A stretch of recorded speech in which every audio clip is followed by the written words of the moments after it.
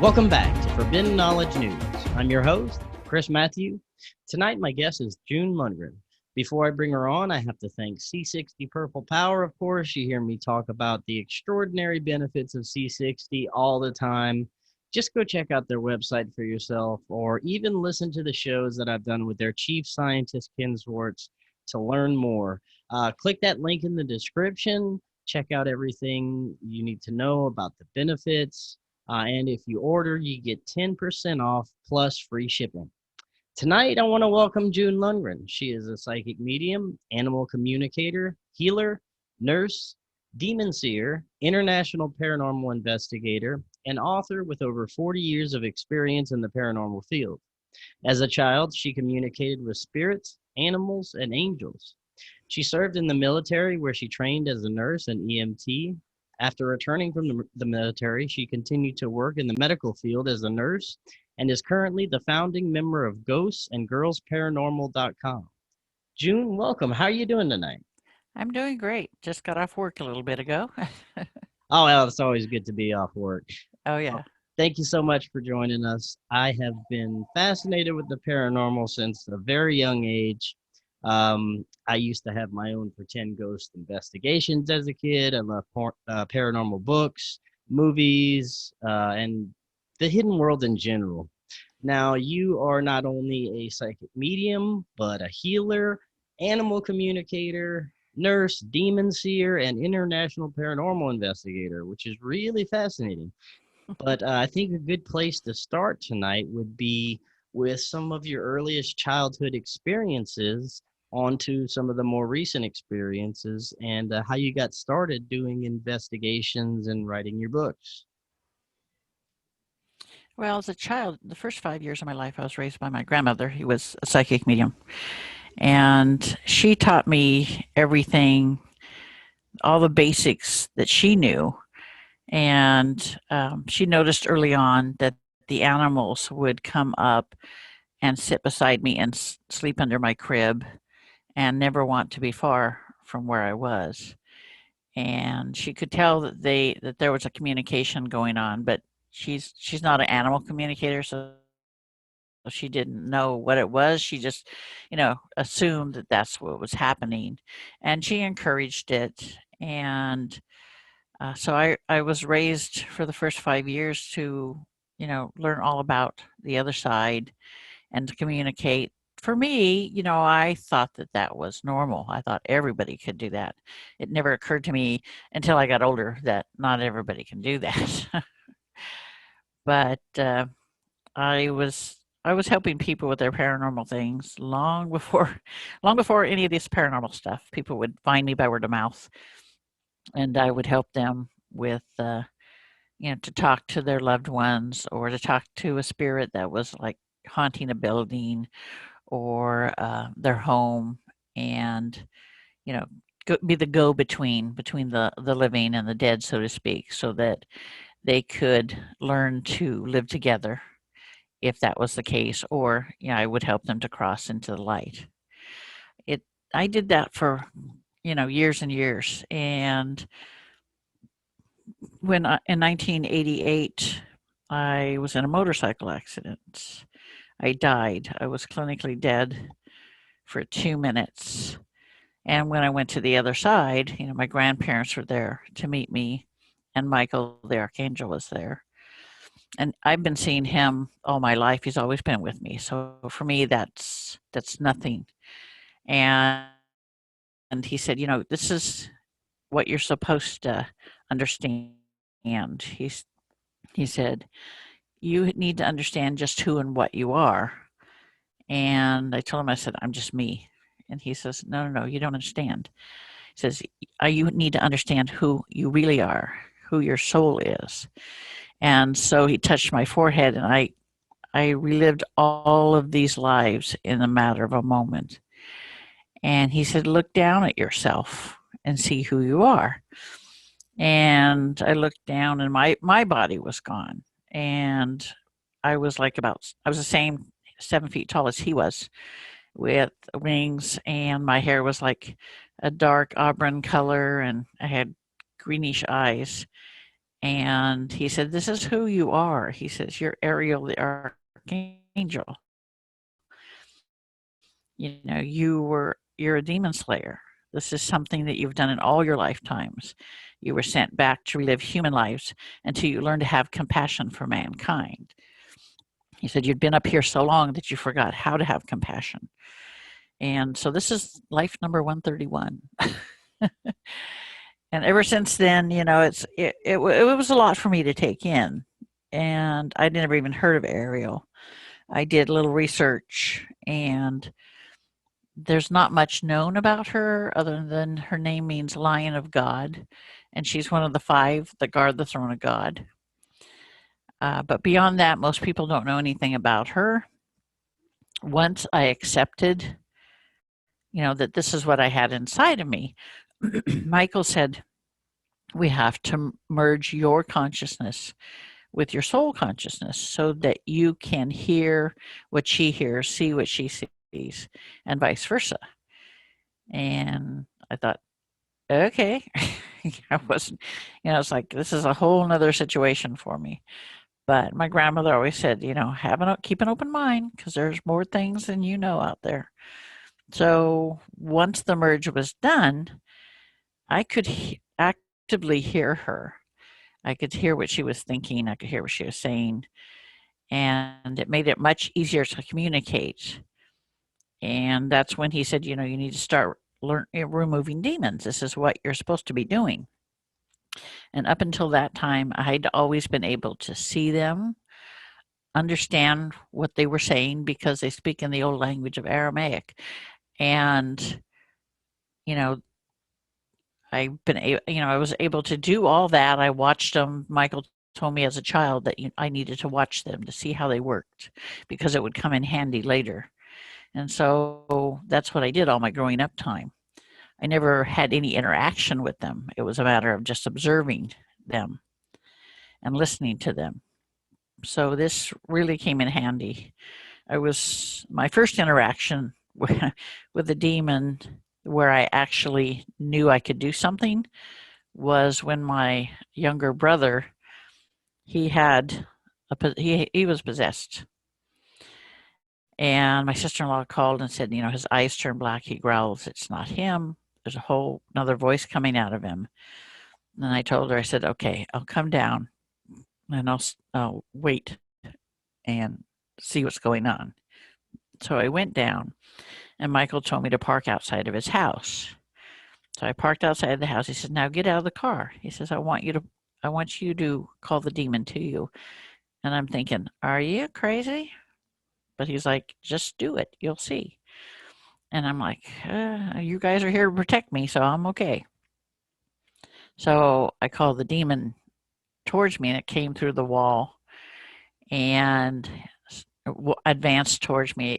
It must have been about 5 feet away from me when my consciousness kind of went to the back, and Ariel came forward. And she told the demon, you know, don't you know who I am? And the demon's like, no, it can't be, you know.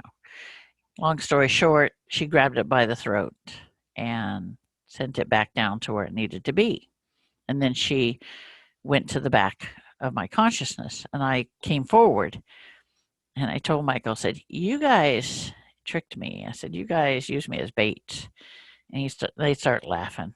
Both Gabe and him start laughing. And he said, well, you had to understand that you can do this, that you have nothing to fear. And that was many years ago. And so I've been doing it ever since. I don't fear them. I see demons in their pure form. I don't see them as most people do, because most people, they project their image into your mind. So, you know, if you think they're going to look like horns and cloven feet, then that's what you'll see them as. You know, they reach into your mind and get your idea, your picture of what they should look like, and they amplify that in order to scare the heck out of you. But they can't do that with me, because I see them in their true form. They're about 7 feet tall, like the archangels, 12-foot wingspan. and they're solid black. And the face, everything looks beautiful except you get to the face, and the face is like all the evil in the world combined. And for if most people, it would be like hard to look at. I've been seeing them for so long, it doesn't bother me. But, you know, a lot of people, only 2 people that I know of have actually asked to see them through my eyes. Now that's Both very interesting. both have regretted it. Yeah, I bet. Now, I want to kind of go over this. A lot of people have different interpretations of what demons are, a lot of misunderstandings. The same Right. with angels. Mhm. Based on your experiences and interactions with these entities, basically, you know, what is a demon? Is it just a lower vibrational entity? Is it a spirit of a past human? Was it ever a human, or is it something else? What exactly is a demon? And then we'll talk about angels. A demon is an inhuman. It's something that's never been able to take a physical form and never will be able to take physical form. Its whole intention is to bring as much pain and suffering to man as it can. They don't care how they do it, but they have ways that that people have no concept of. And when you do encounter one and end up with an attachment, your life goes to hell in a handbasket, every way possible. And they do resonate on a lower vibrational frequency, and they're the lowest vibrational frequency, but they've never had human form. They'll never be able to have human form. They can possess a human, but that's it. You know, that's a demon. There are, you know, the old demons, which are equal to the archangels, the lesser demons, which are equal to like your everyday souls. And then there's the minions, which are the little creepy crawly dudes, and the shadow people, you know, things like that. They're Now, just the creepy crawlies are just annoying. and do all these entities exist in just a different type of realm, which you would call a spirit realm, or a different dimension? You know, people call it different things. They belong. They exist in a dark dimension. To understand what happened with them and why they are the way they are, you have to, which is part of my new book, you have to go back to a time where before we inhabited this planet, we lived, you know, hundreds of thousands of years ago in another physical form and in a different galaxy, and we were very primitive. And that's where what people call God, you know, the great spirit, the greater consciousness, he found us there, and he helped us to move beyond war and uh, strife and disease. And eventually we evolved into pure energy. And we traveled as one, you know, the galaxies, wherever we could go. We watched everything, learned everything until there became a great a great number of us that wanted to be human and wanted to be physical again. And we said, you know, we want to have children. We want to know love, physical love. We want to experience everything again. And there were the opposite ones that were led by Lucifer. And he said, no, no, no, we don't want to have anything to do with that. We do not want to be, you know, subject to growing old, to pain, to disease. We don't want to have anything to do with that. And that's what started the war, because they were white light as well. They were good angels at that time. But once the war began, it raged on for what would be thousands of our years. But but on the other side, it would be the equivalent of a day. And once it was over, Michael the archangel disarmed Lucifer, and Ariel disarmed his son. And God said, I'm going to give you exactly what you want. You're never going to be able to take physical form again. And he opened up a rift. There's no other way to put it. I can see it. It's like a slice in dimensions. And on the other side, it was a dark dimension. So he said, this is where you're going. You and your followers are going to go here. And he sealed it once they were in and put 2 archangels to guard the rift. But over time, they've managed to find other ways to enter our world. A lot of it has to do with humans doing things, summoning them, whether it be for a cheap thrill or intentional or by accident. But they also have the ability to create what I call a dark portal, where they can create an opening into our world. And that's what they do. The younger demons, the lesser demons do that.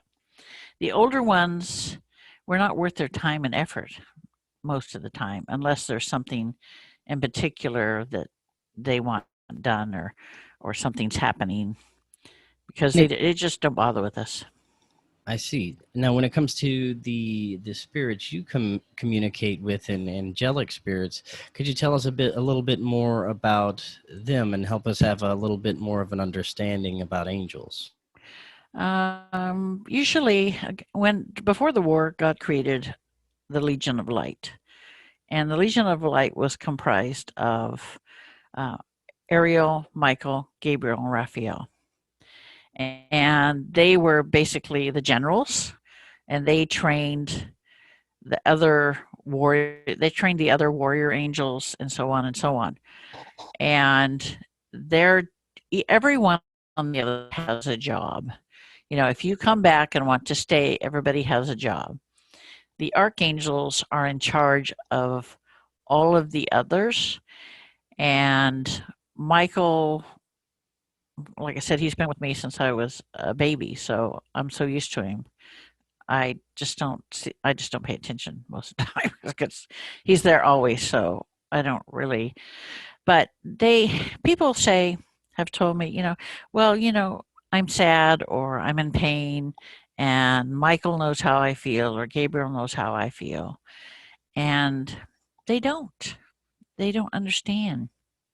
Humans don't understand that they've been on the other side for so long and haven't been physical for so long that they forget the feeling. They know the emotions, the concept of the emotions, but the feelings elude them.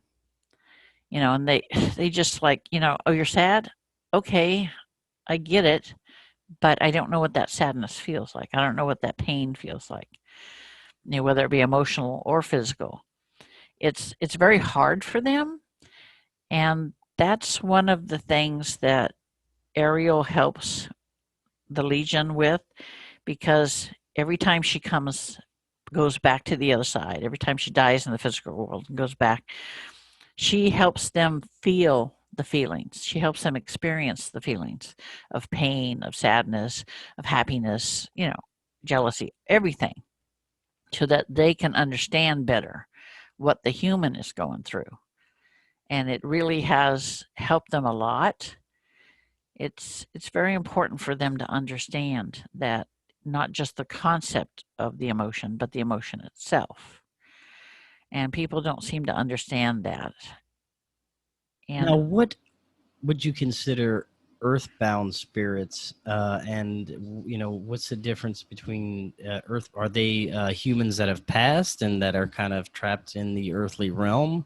What are your thoughts? yeah, they're. Did I lose you? I'm still here. Okay. The spirits that walk the earth, they're humans. They're one of several things. Either they've died suddenly and they don't know they're dead, or they're unfinished business that they have. They want to take care of something, say somebody killed them, and they want to make sure that the living find out who kills them and makes them pay for it, or they'll stay behind because a loved one. They want to be there for them, to watch over them, to be there to greet them when they cross. But they're just humans. And like I said, sometimes they don't even know they're dead. And sometimes they become stuck in the moment of their death state. I was at a graveyard, which I don't usually go to graveyards, but this one spirit was there, and he's like wearing a suit and a tie and carrying a briefcase, and he's got blood flowing, down his face and from his head, and that's how he died. He died in a car accident, and his scalp was lacerated, and his neck was broken. So he was still stuck in that death state and looking like that. I said, you need to move on. I said, you need to get out of your death state. And because he was still stuck in his death state, he was still thinking like he was alive. And he says, I can't. I was cheating on my wife. I committed a sin. I can't go to heaven. I'll be judged. I'll be judged and found wanting. And that's the whole reason he stayed in this death state. And I tried telling me, you don't have to do that. It's God will forgive you. I said, as long as, you know what's right and wrong and ask him, I said, there won't be a problem. But he wasn't willing at that time to, to take that chance. There's a lot of spirits end up stuck in their death state. And then you get the ones that have died, and they know they're dead, but they don't want to leave their home or their land or the person. And sometimes if it's a home or a building, sometimes they won't see the changing of the years. They will only see it as they saw it when they were alive, even though there's been drastic changes. It's kind of odd. Henry VIII was like that. He was annoying. I was in England at the Hampton Court, and I'm like, really? He opens the door, big wooden door, and it's like, peers down the hall at me, and he called me a witch. I'm like, bite me. Come on. And that's very interesting. Yeah. Now, these spirits, these earthbound spirits, you said that they could potentially have a chance to leave and move on, right? Sure, they can. A lot of times, the spirits that are earthbound, that are in a location, or you could be just driving by and they're there, is because they're looking for somebody to help them. When you first die, you see the light and you go into it. If you don't go into it at that time, the light disappears. So you're trying to find your way back to the light. So you're trying to find someone who can hear you and help you to go into the light, to find their way back into the light.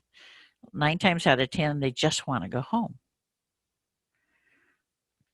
Wow, that is fascinating.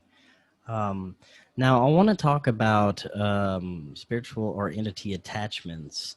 What are some of the ways that this could happen to a person, that they could have a spiritual attachment, and what kinds could they be earthbound spirits that attach to a person, as well as demonic or these lower vibrational entities? It happens quite a bit, more than you would think. I have people that contact me, and the first thing they think is it's negative, or it's a demon. But about 50% of the time, all it is an earthbound spirit. I just had a case where the man was killed. He was doing a drug deal. He was killed, and he was mad. He was mad because he was killed. The guy that killed him, and he wanted vengeance on the guy that killed him. And he was walking by, this gentleman that had the attachment. He was just walking by a certain building, and the guy was killed in that same block. And the negative entity, the human, said, that's it, I'm going to attach myself to this guy, and I'm going to influence him to help me find and kill this other person. They think that they can do that. 99.9% of the time they can't. They just end up attaching themselves to the person, and then the person starts experiencing emotions that they wouldn't normally have, rage, uh, they start feeling like somebody's watching them all the time, and things start going downhill for them. They don't know why they're feeling like this, and they're fighting with their significant other. It's all because of the emotional influence of this guy. So they will like contact me and say, that I think that I have, a demonic attachment. And if somebody sends me a picture, I can see what's there. So I he sent me a picture, and I'm like, no, no, no. I said, this is what happened to the guy. This is who he was, and this is how he died. I said, I'll help him to go home. I said, he doesn't want to go home, but he'll go home. He needs to go home. So because he's causing a lot of strife in this person's life. So I'll make sure that he gets home. But you can be just in the wrong place at the right time. You could go to a haunted location where there's known negative entities, or you can look like somebody that the dead person knew, and they decide to attach themselves to you, to follow you, to spend time with you. Or it could be like you bought a house and the spirit's attached to the land itself, but they don't see the house there. They only see the land that was there when they were alive, and they don't understand why that somebody is there, and they want to get rid of them. So they'll try everything they can to try to get rid of them. And that's when I have to talk to both of them. You said you can see the entity from taking a photograph of somebody? Yeah, I can. People send me a photograph. I can see what's there. I can see if it's a negative, a demonic, or if it's just a person. A lot of times it's just a person, but unfortunately, more times than not, it's a negative. It's a demonic.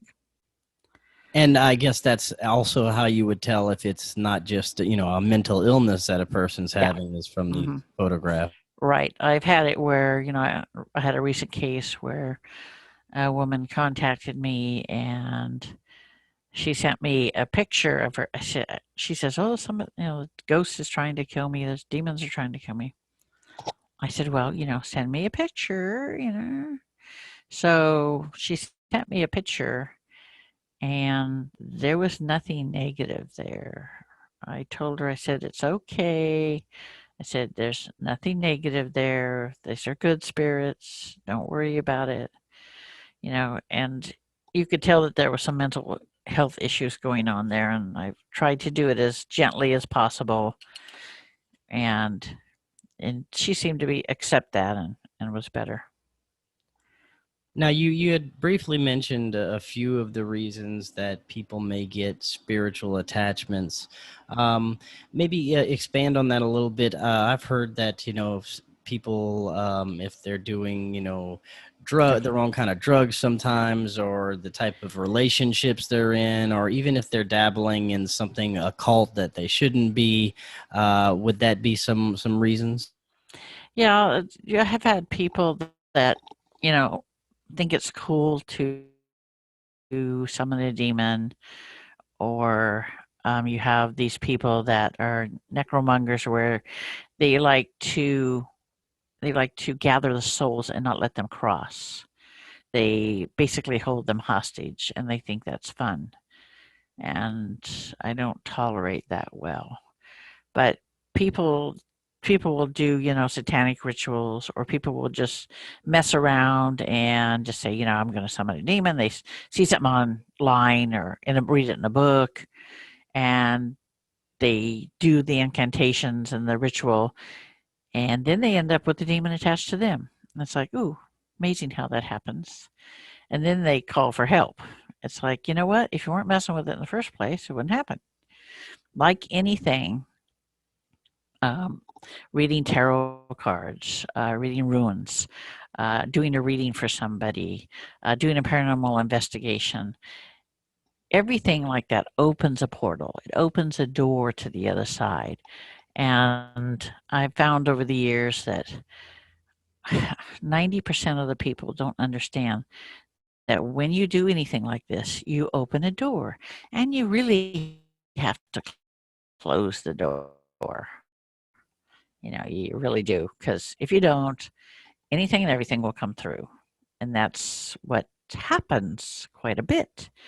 I had to go down to the Shanghai tunnels and remove demons 3 times because the gentleman that owned it was letting people come into the back side of the tunnels, and they would have seances there. They would do the Ouija board. They would all kinds of things.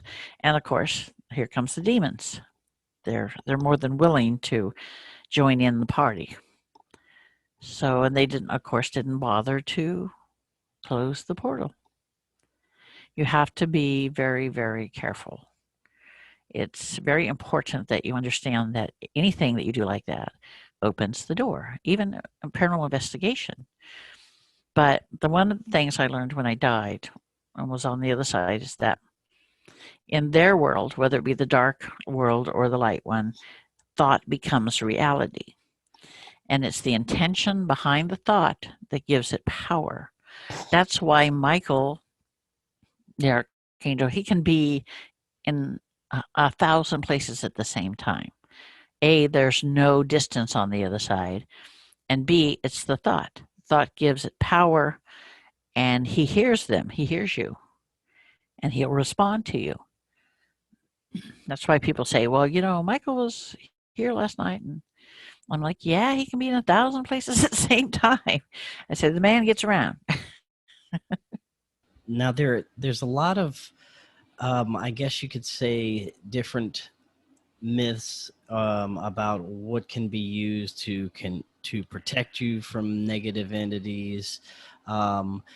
Is there anything that you can use that will actually protect you from spiritual attachments if you know you're going into a situation, or you fear Oh, that yeah. you may have anything Oh, yeah. like that? That's, I have a book I wrote called The Dark Side of the Paranormal. It talks about, what can protect you, what can't protect you, and how to utilize it. The thing is, a lot of people think, if I just carry a cross or I wear a crystal, then it'll be okay. That'll be my protection. But the cross has to have a representation of Jesus on it. That gives it more power than if you just carry a wooden cross or a gold cross or whatever without the image. And it can't be an abstract image. It has to be a, like likeness, physical likeness. That the power of prayer is very powerful. Invoking the name of Jesus and God or Buddha, whoever you believe, whoever your spiritual person is. And you can create a white light force field that will help to keep anything negative from attaching itself to you. It's something that Michael gave me years and years ago. He gave me an exercise. He says, I want you to, give this to people so that they can protect themselves. I mean, it'll protect you, but a lot of times people forget to put up their shields, and that's when these things will attach. But that will protect you. Power of prayer. There's a lot of things that can ward them off. Pleading the blood of Christ. I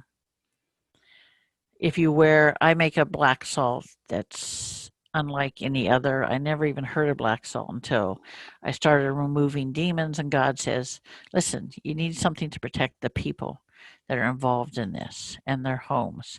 He says, I'm going to give you a recipe for a black salt. I'd never even heard of it. And so he gave me the recipe, and he blesses it at each step of the making of it. And it's never failed in the 40 years I've been using it. So it's really good. I have friends in England, my sister group over there. I have the Ghosts and Girls Paranormal UK, and they wear necklaces filled with black salt. when they go on into a location. When they do, the black salt heats up. It becomes hot when it's protecting and in the presence of negatives. So it heats up as it protects you. But there's not a lot. Crystals won't help. Somebody said one time, break dust, that won't help. Walking backwards in a circle won't help you. Swearing at them won't help you. There's a lot of things people believe. Tobacco, sleep with tobacco under your pillow, that'll help. That won't help. There's all kinds of things that desperate people, try to use to help themselves. And I get it, because they're desperate. I mean, they have this thing attached to them, and their life is falling apart financially, emotionally, psychologically. I mean, what they do is they isolate the individual, and they can literally torture them physically, mentally, and emotionally. And they do it 24/7. They don't let up. People come to me, they're desperate. They've been putting up with this stuff for years. And it's just devastated them. It's horrible. I mean, I have empathic abilities, but when I deal with the negatives, I have to shut down. I cannot be feeling what these people are feeling, because that makes me vulnerable. I mean, when they're away from me, before I even meet them, I pick up on all these emotions and everything. And I've got to the point where I know, I can feel their emotions and stuff, but I don't take it into myself, because I can't. That makes me vulnerable when dealing with these guys. So I can't be that way. You can't, when you deal with these negatives, you have to have absolute faith in yourself, absolute faith in God, and absolute faith in what you're doing, and that it will work. If you don't have faith in any of those things, even just a small doubt, you're screwed, because you're never going to get rid of them. Never. Now, you talked about one incident where you helped an individual free themselves of this attachment. How do you generally work with this and help people get themselves free of these evil attachments? Well, the thing is, it's kind of hard to explain in some ways. Everything I do is done telepathically, and in one way that my soul comes forward, and I can actually physically see them and physically manipulate them. So I can actually strangle the demon. I can pull it off of the individual and send it back where it needs to go, or in some cases, kill it. It's done all telepathically, because remember, thought becomes reality in their world, and it's very powerful. So she comes forward and does the removal, whether it be distance or in person.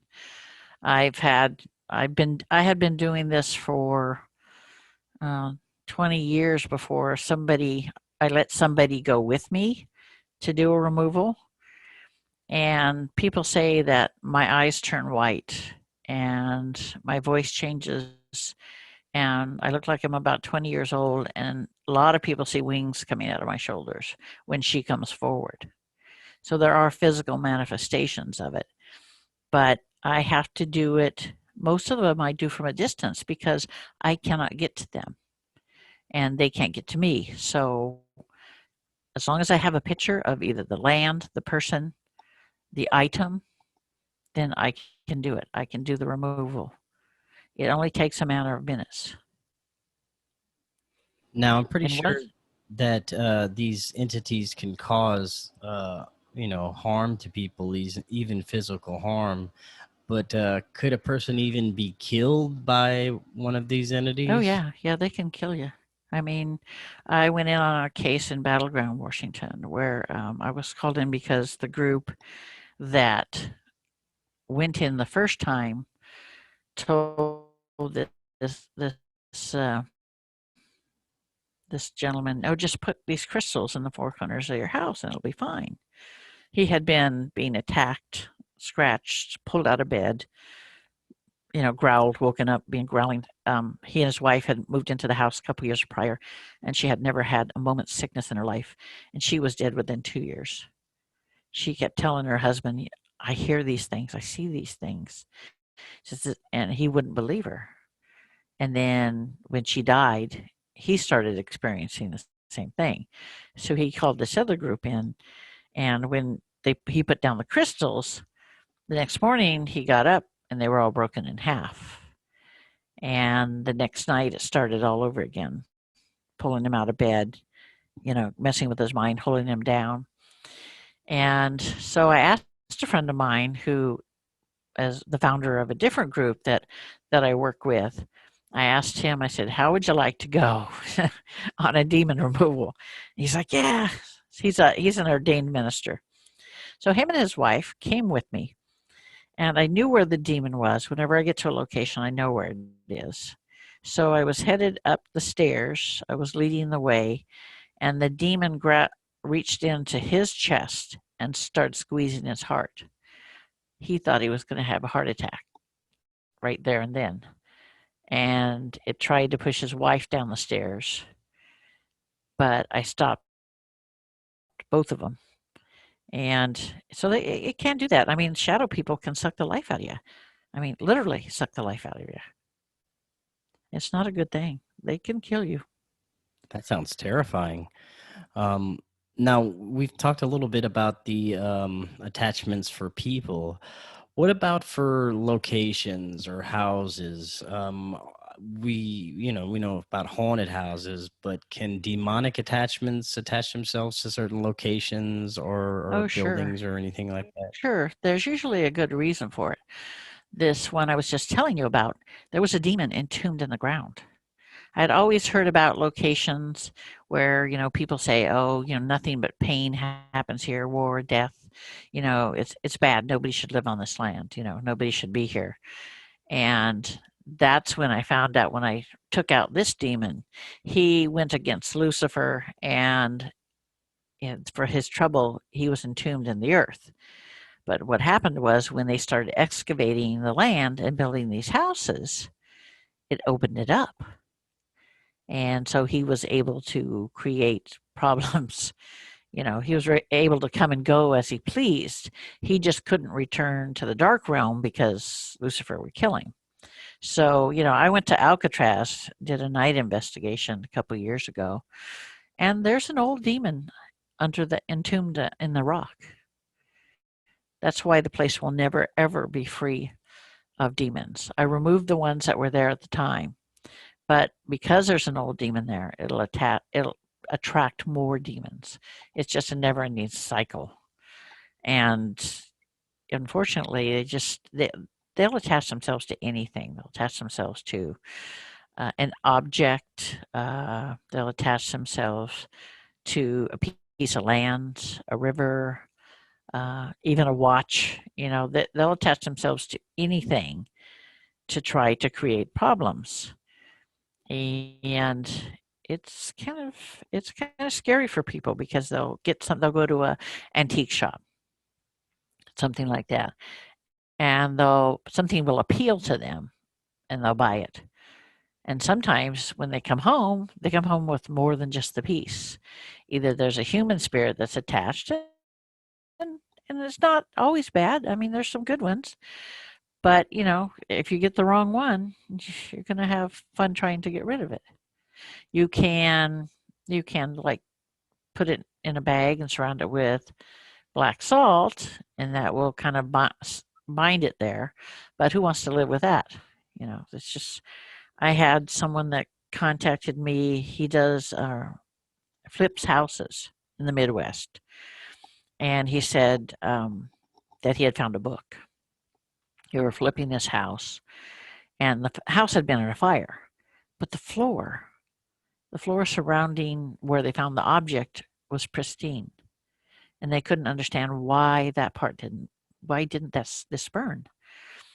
and they pulled up the boards, and here's this book wrapped in dark cloth. And they pulled it out of there. I said it took 2 of them to lift the book out of there. It was big and heavy. And they made the mistake of opening the cloth and opening the book. The book was, the minute he told me what he did, I could see what it was. I said, you opened that book, didn't you? And he's like, yeah. I said, and the trouble started, didn't it? And he's like, yeah. And I'm like, that book was stolen from the Vatican. And what in the 13th century, it was created.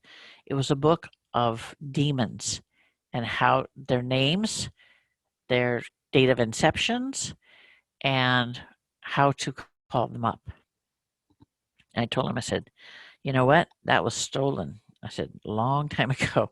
I said, if I was you, I'd take it, I'd wrap it in something with holy water, and I would call the Vatican and say, hey, this is a book I think you guys want. They will send somebody personally to get that book. I said, because that book should never be out of the church's site. No. So I asked him, I said, you going to do that? He said, yeah, I'm going to do that. Because bad things started happening right away. And that's very interesting. I've heard of a lot of people that have had either books or different items or artifacts that they brought to their house, and then after that, things just started going way downhill for them and experiencing strange events, and they eventually would have to get rid of that item or book. You have to, or get somebody who knows how to remove the bot. What happens is somebody in their infinite stupidity will bind a demon to an object. A lot of, because a demon won't normally stay with an object, because it's boring for one. For another, it's not, they don't like to do that. But if you bind that demon to it, it's forced to stay with that object, and they get pissed about that. And so when, like the debit box, if you bind a demon to it, that demon's going to be pissed. And what people don't understand is you can set that object in the middle of a park and for miles around, the influence of that demon that's bound to the box will take hold. It will cause all kinds of problems. Just because you bind the demon to the object doesn't mean that it can't reach out. It just means it can't escape. Wow, that is very interesting. How these entities can be bound to objects. I want to talk a little bit now about the hierarchy in some of these realms. There must be some sort of hierarchy in both the higher and lower realms. Could you talk a little bit about that? If there is, a hierarchy there's at a hierarchy. A lot of people don't understand that there's a hierarchy in heaven as well as hell. I mean, in the dark realm, the Lucifer is quote unquote king, and then he has like first and second in command. And then there are the old demons. They're the ones that were the first to evolve, and they're intelligent and very capable, but they don't waste their time 99.9% of the time with humans.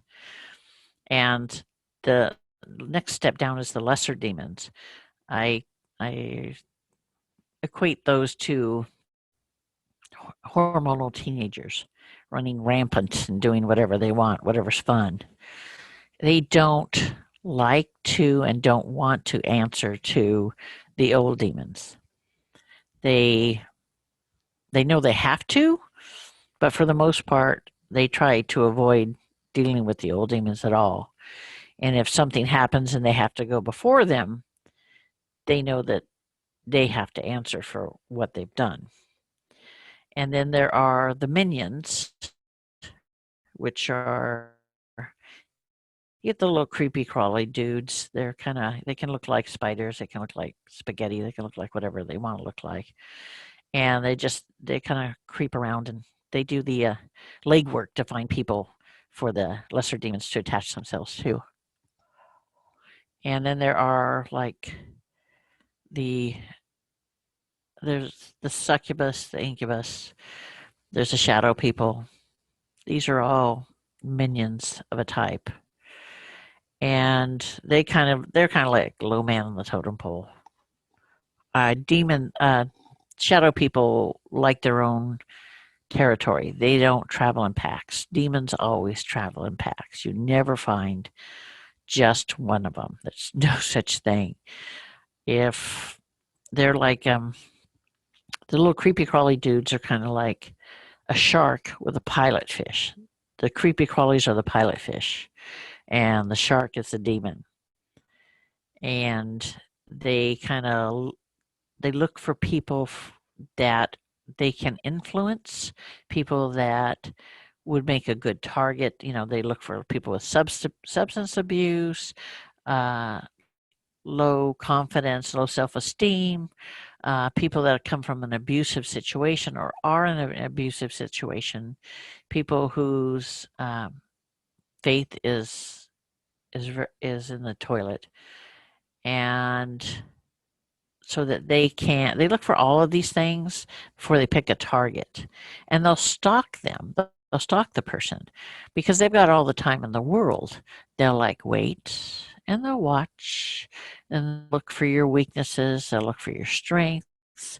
They'll look to see how your faith is. They'll look to see if you're easily manipulated, if you're easily led, if you hunger for power or money or want revenge on somebody. All these things they look for before they pick someone. A lot of times they say, oh, forget it, this one's not worth my time, and move on.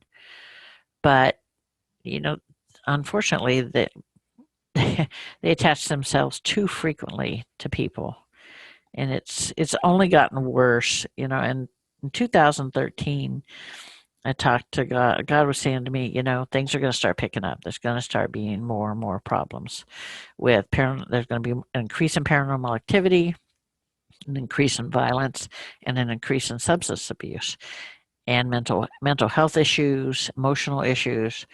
And sure enough, starting September 2013, I saw the escalation of this, and my business, so to speak, picked up. And the Vatican, even in 2018, January 25th issue of Newsweek, the Vatican went on record saying, we are having to train exorcists by the gross because the possession cases are tripling. It's just, the Vatican never says that. They never talk about it. So for them to say something, that's something. Because they don't normally talk about things like that and admit it. Now, why do you think that it would be picking up like this? There's unfortunately some negatives. There are, the way to explain it is there are more negative entities trying to make it into the world right now, and they're having an easy time of it because there's more. If you stop and think about it, look at all the portals that are being opened. People doing paranormal investigations, people doing research on the paranormal, people trying to create portals themselves or bring negative entities into the world. The more people are we're getting away from faith-based and moving to a science-based. And that suits the negatives just fine because they figure if you haven't got the faith, then you're easy target. And it's just, I've just seen the inclination towards it. And I've been doing this for 40 years. And since 2013, it's just become crazy. At one point, I was doing 21 removals a week and it's just outrageous, and Now, it's not slowing down any.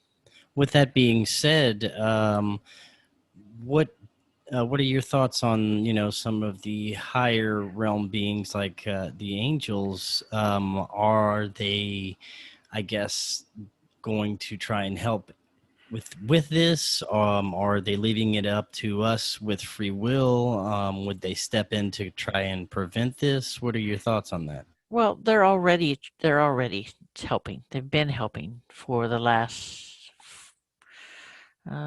70 years, 60, 70 years. They've been helping. People don't know it. People don't realize it. But right now in the world today, there are 8 archangels in physical bodies that are reborn. I know where I have met and interacted with all but one. And each time, part of my job is to help them understand who and what resides within them, and for them to be able to make that connection. He sent them down to help mankind, and there are thousands of warrior angels being reborn into the world as light workers, what you would call a light worker. And each one, in turn, creates a chain of light workers to spread the word and to help people that are afflicted by the dark ones. It's kind of like a ghost to ghost relay. I have, I'm only one person, but if you have one person create, I think in my lifetime, I have helped to create and helped to people to find their way to. I've created about 300 or 400 people that are able now to help others with this sort of affliction. They will tell them, they'll come to them, they'll show them what to do, how to help themselves, and what the problem is. And they in turn will help someone else. Every person I help, my payment for doing a removal or helping them understand what's going on with them is for them to pass it on, help someone else, just help someone who needs it, pay it forward, because that way more light spreads through the world. Now, it's very interesting that you said, there's an uptick of these entities since around 2013. When you look at this year alone, that everything that's happening and everything around the world, all the fear that's being spread around, I've spoken to many people about this. There's a big consensus that something big is happening on our planet, and we're going through some kind of shift. I know many people are going through this new awakening process, becoming more spiritual, having more spiritual experiences, paranormal experiences. There does seem to be an uptick in this phenomenon lately, and it's coinciding with a lot of turmoil and strange things going on around the planet.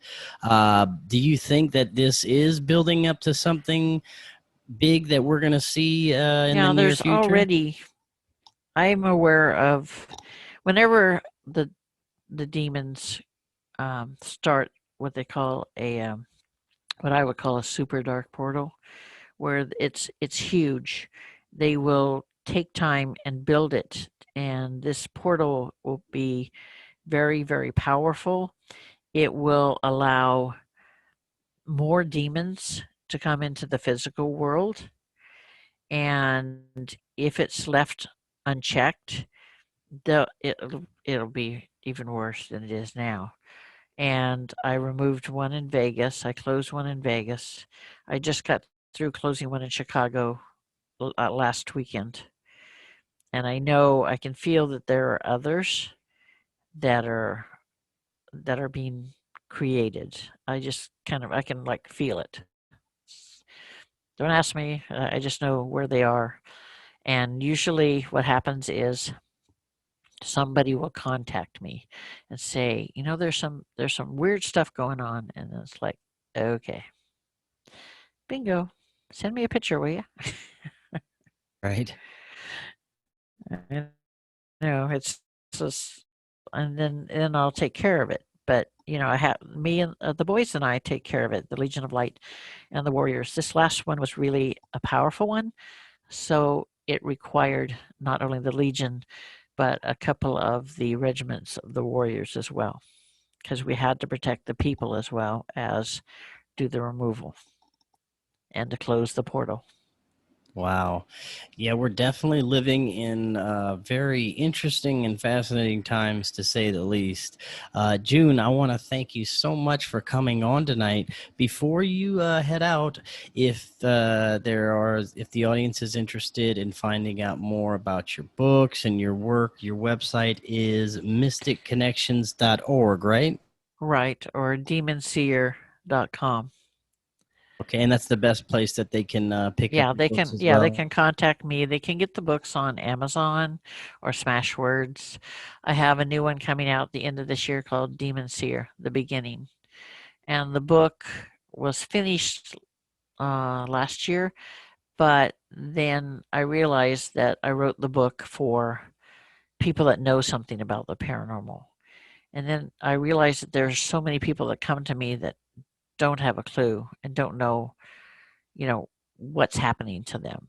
So I'm revamping the book so that it is told in a simpler manner so that everybody can understand. I defined what a demon is, you know, why they would bother us, you know, negative awareness. I want to bring awareness to people about what's going on and they don't even know it. So this is what this book is all about. And I have really good chapters in there. My two really good chapters that the book cannot do without is protection. One on protection, and the other one is where to get help. I have had like Keith Johnson and his brother. I have contacted them, and they're like, "Yeah, we'll help. Put our names in there. We'll help people." You know, the Archbishop of the Order of Exorcists of Saint Michael, the Archangel, out of L.A. You know, Father Bob Doyle. I have a lot of people that I put the information in there to get help, where to get help, because people don't know where to get help. Right. And that's why I love having guests like yourself on. It gives people new insights and information on this phenomena. June, thanks once again for coming on tonight, and have a great rest of your evening. And for everyone else, until next time, have a great night.